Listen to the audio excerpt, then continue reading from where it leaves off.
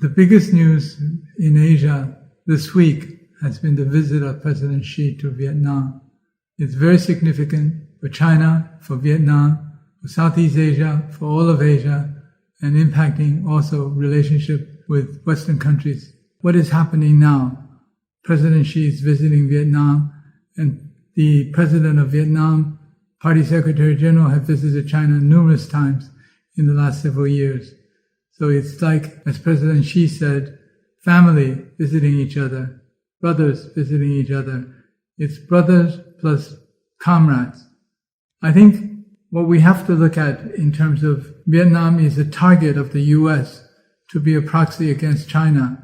So far, Vietnam has not agreed to do so. And on the Chinese side, some complain Vietnam is being two-faced, sitting on the fence, trying to benefit from both sides. But ultimately, I say Vietnam is doing what's best for Vietnam. Vietnam needs to develop. It could get capital or investments from the U.S. It could also get capital investments from China. What's really significant about Vietnamese economic growth is that it is very much based on China's economic growth.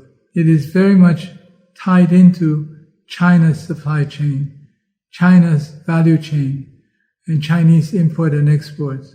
So ultimately, it is beneficial for Vietnam to be in such a commercial, strong relationship with China, and that has contributed to Vietnam's growth. This is the thing about it's best for Vietnam to be mutually beneficial in relationship with China, which the U.S. doesn't want Vietnam to be in. The U.S. looks at Vietnam as a potential drag on China, a potential competitor to China. I think one has to realize that in the U.S. context, it's you are on my side or you are my enemy. Whereas in the Chinese context, it's you are my side, you can be on the other side too, but as long as we get along and we have a mutually beneficial relationship, that's fine. Now, Vietnam is very, very important for China, of course, in terms of its strategic location, in terms of its influence over neighboring Southeast Asian countries, in terms of its economic strength as well. Vietnam also happens to be a major target of Chinese investment to become part of the Chinese supply chain. I think what jokingly some Vietnamese friends have said to me is that it used to be made in China, but now it's made by China, but not only in China, but also in neighboring countries like Vietnam. And Vietnam grew very, very rapidly, but it has issues to address as well. Infrastructure, roads, electricity, ports. I remember 2 years ago when the ports were jammed for weeks, where ships have to sit outside and wait before containers could be loaded or unloaded. That's because the port capacity is insufficient compared to its growth rate.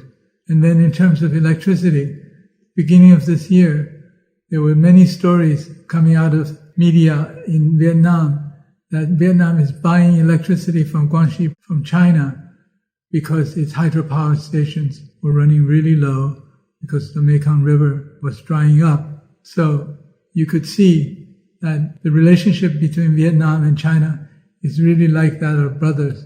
They help each other, they depend on each other, and they work with each other to improve the relationship and improve the livelihood of its people. So I think I can be sure, I'm actually very confident, that the visit by President Xi to Vietnam will bring about even greater results of the relationship between the two, and probably a deeper relationship, a more profound relationship of tying in with each other. Asia has been the most significant driving force of economic growth for the rest of the world.